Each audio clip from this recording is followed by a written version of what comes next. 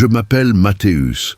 Je n'aime pas parler de moi en public, mais j'écris ceci comme si j'écrivais une lettre intime à quelqu'un qui aurait confondu le bruit de mon silence avec de l'indifférence. Je suis né et j'ai grandi à São Bento do Sul, une petite ville de l'intérieur du Santa Catarina, Brésil, où tout le monde connaît l'histoire de tout le monde. J'y ai vécu la majeure partie de ma vie. Maison de plein pied, odeur de pain sortant de la boulangerie du coin, ouvrier du bâtiment qui a appris à mesurer le bois à l'œil. Je me suis marié avec Isabella à 28 ans. Elle était la lumière qui adoucissait la rudesse de mes journées. Mes amis riaient en disant qu'elle me rendait mou, comme du beurre sur une tartine chaude. La vie était simple, parfois serrée dans les poches, mais confortable dans le cœur. Tout a commencé à changer à l'automne, quand le vent avec les feuilles a apporté un étrange ressenti. Ma femme a commencé à s'éloigner, à répondre par des monosyllabes, à rentrer tard sans explication. Au début, j'ai pensé au travail, au stress. J'avais tort. Voici les faits. Je suis Mathéus, mari d'Isabella, fils de Dona Carmem et de Monsieur João, 2 travailleurs qui m'ont appris l'honnêteté et le silence. Nous vivions dans une maison avec une petite cour et un pied de cerise de Cayenne qu'elle arrosait comme si elle arrosait nos vies. J'ai raconté à tout le voisinage, avec fierté, que j'avais épousé la personne la plus douce de la ville.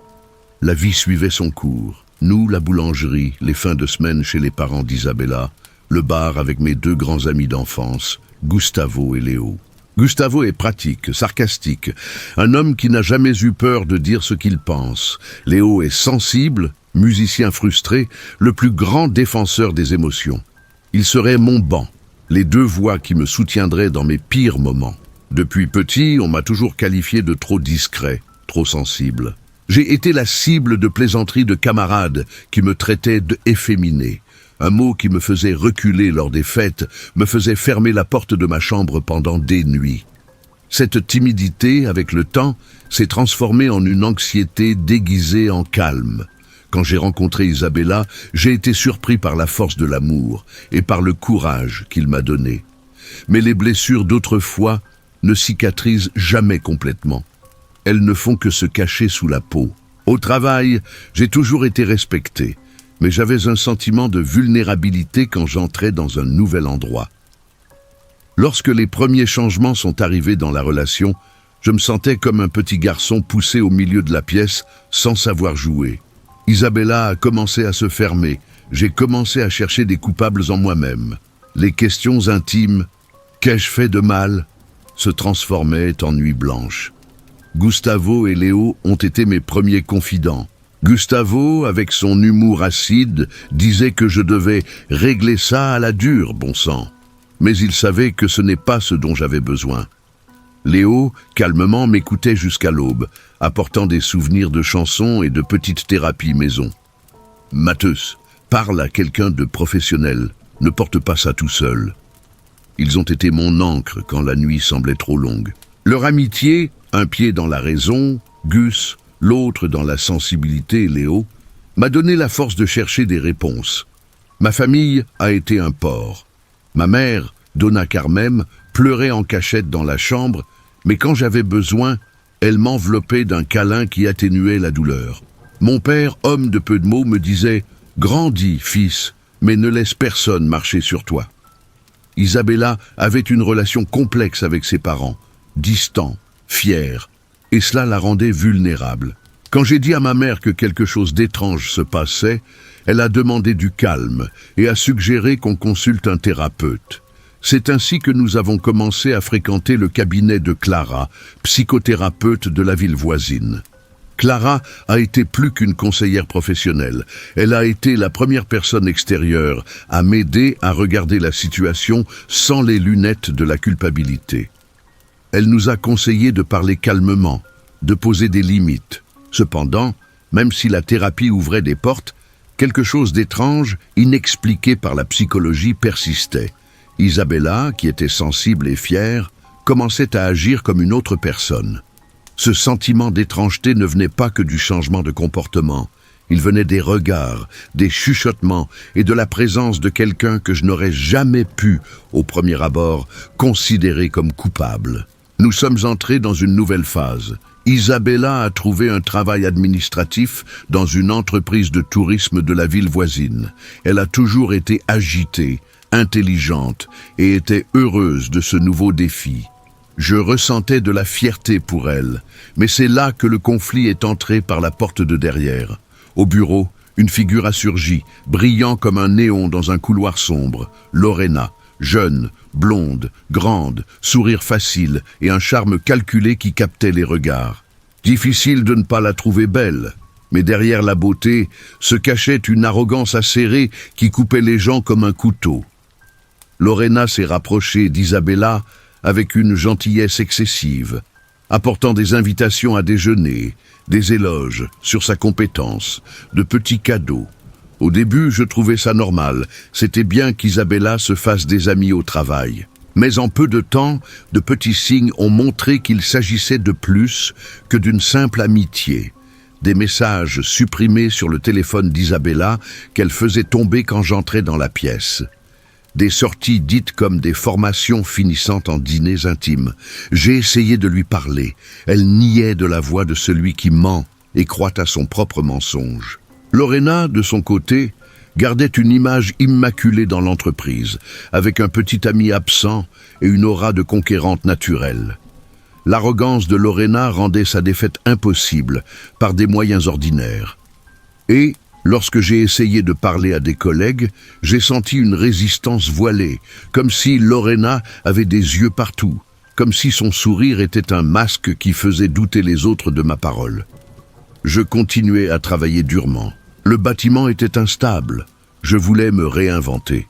Quand j'ai obtenu un boulot sur un chantier dans la grande ville, j'ai cru que la distance calmerait les choses. Mais le problème venait de l'intérieur. Au lieu de se sentir menacée par la distance, Isabella s'y enchevêtrait encore plus. La trahison, lorsqu'elle s'est produite, n'a pas été seulement physique. Elle a été une succession de petites trahisons, des regards que je ne voyais pas, des secrets que je découvrais par hasard, et des mensonges qui transformaient notre maison en territoire étranger. Il y eut un moment où j'ai trouvé sur le canapé de notre chambre un mot signé des initiales, qui n'étaient pas les miennes. Je me suis senti trahi et diminué. J'ai essayé de parler, pleurer, supplier. Elle m'a écouté avec des yeux vides, comme si un vieux film passait et que je n'apprenais rien de ce dont il s'agissait. L'antagoniste, Lorena, a commencé à exercer un drôle de pouvoir sur la routine. Des éloges publics à Isabella, de petits services créant des dettes psychologiques. Lors des fêtes, elle approchait avec ce sourire et prononçait des mots semblant des sortilèges. En silence, j'ai fait face à la sensation cruelle. Quelqu'un avait, en fait, ensorcelé la femme que j'aimais. Ou c'est ainsi que ma tête a commencé à raconter l'histoire. L'épisode qui a cassé ma patience d'homme silencieux fut lorsqu'un samedi après-midi, Isabella est sortie sans dire où elle allait et n'est revenue qu'au petit matin, parfumée d'une odeur inconnue. J'ai demandé et elle a dit qu'il s'agissait d'une réunion avec des clients. Le lendemain matin, j'ai trouvé dans son sac un petit talisman, une pierre sur une chaîne que je ne connaissais pas. La même semaine, j'ai découvert que Lorena avait offert à Isabella un traitement. Des mots doux dissimulant des intentions. Lorsque je l'ai confrontée, Isabella est devenue furieuse et m'a traité de paranoïaque. J'ai commencé à croire à toutes les possibilités. Jalousie, séduction, lavage de cerveau émotionnel. J'ai commencé à entendre des rumeurs des voisins et amis, des chuchotements sur une certaine Donna Herminia, une vieille femme, presque cachée dans une rue pavée, qui faisait des bénédictions et des rituels. Dans le serton de notre ville, le surnaturel marche main dans la main avec le quotidien. Il y a ceux qui font confiance aveuglément à des prières, ceux qui ont peur et ceux qui utilisent la foi comme stratégie.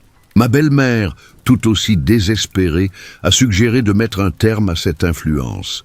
Ce fut Léo, mon ami musicien, qui suggéra prudemment « Peut-être que les gens prennent des chemins que la raison ne trouve pas. Cherche quelqu'un qui comprend d'autres façons. » Malgré mon incrédulité, j'ai accepté. La nécessité s'est pliée même les convictions les plus solides. Quand on nous a présenté à la sorcière, elle n'était pas une figure monstrueuse de film. Donna Herminia était une femme d'une 60aine d'années, posture ferme, cheveux blancs tressés, une cuisine embaumée d'herbes sèches, de tabac, de cire de bougie et de café fort. Sa maison ressemblait à un reliquaire. Tissus empilés, talismans suspendus, photos anciennes. Il y avait un œil sculpté dans le bois et une odeur de terre humide. Il n'y avait rien de théâtral dans sa parole. Elle était directe et mesurée. Elle a regardé Isabella avec curiosité, posé des questions qui semblaient cartographier l'âme, pas seulement raconter des faits. Ce qui me troublait, c'était la sincérité qui émanait de cette femme et le silence dans lequel elle m'invita à entrer. Donna Herminia expliqua qu'avant tout travail, il fallait comprendre les racines du problème. Elle a demandé du temps, de longues conversations et quelques objets symboliques. Une photo de nous deux, un peu des cheveux d'Isabella, une mèche qu'elle insista pour couper de façon symbolique, un verre d'eau qu'elle m'a dit de boire et qui serait chargé d'intention. Certains objets, cependant, elle déclara qu'ils resteraient confidentiels. Elle nomma des objets qu'elle ne révélerait pas, affirmant que certaines paroles et ingrédients seraient gardés secrets pour protéger le processus et les personnes impliquées. J'ai accepté. En partie parce que l'idée d'exposer et de détailler les rituels me paraissait dangereuse. En partie par superstition et par éthique propre. Elle ne voulait pas que les techniques soient utilisées à mauvais escient. Donna Herminia demanda aussi un défi, que je réussisse à obtenir quelque chose appartenant à Lorena, quelque chose de personnel, non pour l'utiliser à des fins offensives, mais pour restituer l'énergie qui m'avait blessé. Cet objet, dit-elle, était crucial pour que la toile perde un fil. C'était risqué, car cela voulait dire pénétrer dans la vie d'une autre personne, dérober un morceau de son aura, même symboliquement. Je me suis débattu avec l'éthique de cette demande. Chercher l'objet de l'antagoniste me faisait questionner mon propre honneur. Évidemment, elle précisa que le rituel aurait des conséquences et que rien ne serait garanti, que la sorcellerie ne résout pas tout comme par magie. L'éthique, le doute et la culpabilité m'accompagnaient comme des ombres. Le soir du rituel, la maison de Donna Herminia était plus dense, bougies allumées, un petit tambour, odeur de lavande et de cannelle. Mais ce n'était pas une liste d'ingrédients à répliquer. Il y avait des sons, le coassement lointain d'une grenouille, le souffle du vent dans la cheminée, une langue de mots que je ne comprenais pas, des chuchotements semblant répéter des demandes. Elle guida tout. Je ne dirai pas de mots faciles à répéter pour n'importe qui. Ce que je dis, je le garde. Isabella a pleuré. J'ai eu honte de ma fatigue et de la manière dont j'avais volé à Isabella le récit de ces journées. Mes amis Gustavo et Léo m'ont accompagné silencieusement, témoin que je n'étais pas seul à chercher une guérison. Les premiers jours après le rituel, les choses ont changé comme si un rideau avait été tiré. Isabella devenait moins réceptive à Lorena. Le travail de ma femme commença à révéler des irrégularités. Des messages auparavant gardés secrets figuraient désormais dans des conversations publiques. De petits dérapages mettaient à nu la manipulation de Lorena. Il n'y a pas eu de miracle.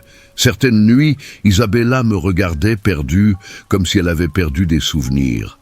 À d'autres moments, je voyais le masque de Lorena vaciller, son charme devenir fort. Mais la sorcellerie n'a pas été sans effet secondaire. Lorena, comprenant que quelque chose avait changé, a orchestré une humiliation finale. Elle répandit des rumeurs sur les réseaux sociaux de l'entreprise, des mensonges sur Isabella, un faux dossier l'impliquant dans des irrégularités. Lors d'un déjeuner d'entreprise, elle lança des accusations qui laissèrent Isabella en larmes. Ce qui avait commencé par de la manipulation amoureuse s'est transformé en campagne de destruction sociale. Ici apparut le vrai visage de l'antagoniste. Elle ne supportait pas de perdre le pouvoir qu'elle détenait sur ceux qui l'entouraient. La chute de Lorena est venue peu à peu. Les preuves ont été réunies par les mains attentives des amis d'Isabella et par de petites incohérences dans les messages de Lorena elle-même. une vidéo d'une réunion, un enregistrement involontaire et tout un tissu de contradictions effilochées en public. L'entreprise, après analyse, a pris en compte les preuves et a licencié Lorena. Elle a tenté de reprendre le dessus, mais sa crédibilité fragile et les nombreuses voix qui se sont unies contre elle ont fait s'effondrer son image. Elle a perdu amis, position et statut. L'humiliation fut publique. L'exposition de ses vraies intentions conduisit à son licenciement et à son ostracisme local. Le mal, cependant, a laissé de profondes marques. Isabella m'avait trahi. Elle n'était pas seulement coupable d'un manque momentané, elle s'était éloignée de nos promesses. La confronter fut douloureux. J'aurais pu choisir la vengeance, mais quelque chose dans mon expérience d'enfant blessé me disait de ne pas répéter ce cycle. J'ai repris la thérapie, nous avons parlé des mois, Clara alternant technique et compassion. J'ai découvert qu'Isabella avait été, à de nombreux moments, manipulée émotionnellement. Lorena avait exploité ses insécurités, l'ayant rendue avide d'approbation. Ce n'était pas une excuse, mais une explication. À la fin, Isabella est venue vers moi sincèrement. Elle a raconté ce qu'elle avait ressenti, pleuré ses choix et demandé pardon. La grande preuve de dépassement est venue, non sous forme d'un geste grandiose, mais à travers de petits actes. Isabella a cessé de travailler dans la même entreprise. Nous avons suivi une thérapie de couple. Elle a coupé les liens qui alimentaient ses insécurités. Pour ma part, j'ai compris que pardonner ne voulait pas dire oublier. Pardonner, c'était réécrire notre histoire avec le courage d'admettre nos douleurs, avec le travail quotidien de reconstruire la confiance. Et ça n'a pas été facile. Il y a eu des rechutes, de la jalousie, des nuits sèches d'attente. Mais peu à peu, avec respect, honnêteté et la présence retrouvée de nos amis et notre famille, notre vie s'est réorganisée. La vie de Lorena, de son côté, fut un avertissement. Elle, qui cherchait le pouvoir par la manipulation, a fait face à de vraies conséquences, licenciement, isolement et accusations de harcèlement moral. Lorsque nous avons révélé les preuves de ces manipulations, la vérité a émergé. Au fond, ce qui motivait Lorena, c'était une blessure, une volonté de contrôle qui l'avait rendue cruelle. Cela, d'une certaine manière, humanise l'antagoniste. Personne n'est un pur méchant sans une histoire de douleur. Pourtant, justice a été faite. Elle a perdu ce qu'elle estimait le plus, l'admiration des autres. Aujourd'hui, des années plus tard, j'écris assis sur la véranda, le pied de cerise de Cayenne poussant comme s'il ne voulait pas troubler le temps. Isabella et moi avons reconstruit notre vie avec la patience d'un artisan. Nous faisons plus attention aux paroles, aux omissions. Il existe un nouveau respect, né de l'entente, que nous avons besoin l'un de l'autre pour rester entiers. Je ne vois pas la sorcellerie comme une recette. Je la vois comme une intervention symbolique qui nous a forcés à affronter ce que nous ne voulions pas voir. Ai-je utilisé un chemin discutable? Peut-être. Mais la nécessité de voir une lumière au bout du tunnel pousse parfois les gens vers des endroits qui échappent à la raison pure. Au final, j'ai compris que la grande magie était en nous. Le courage d'admettre l'erreur, l'honnêteté de demander pardon et l'intégrité de persévérer dans la reconstruction. Le pardon d'Isabella fut un geste courageux. Mon pardon fut un acte d'humilité. Et, ensemble, nous avons grandi.